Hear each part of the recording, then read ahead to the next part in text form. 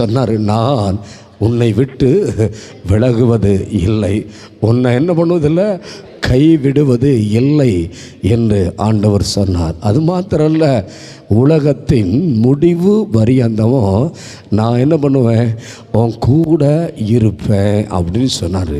அப்போ நம்புகிறவர் யார் அப்படின்னா, நம்புகிற இயேசு முதலாவது கைவிட மாட்டார்.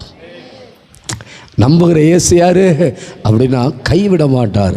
அவர் கைவிடாதவர். இன்னொரு வசனம் சொல்லுது, அவர் எது வரைக்கும் நடத்துவார் அப்படின்னா மரண பரியந்தமும் நடத்துவார்.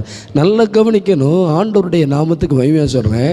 நம்புகிறவங்க ஒரு குறிப்பிட்ட நேரம் வந்த உடனே அந்த நம்பிக்கையுடைய பகுதிக்கு என்ன இது அப்படின்னா, குடும்பத்தில் கணவனும் மனைவியும் சொல்லிடுறாங்க, மனைவி சொல்கிறாங்க கணவனை பிடிக்கலன்றாங்க, கணவன் சொல்றாரு உன்னை எனக்கு பிடிக்கலன்றாரு.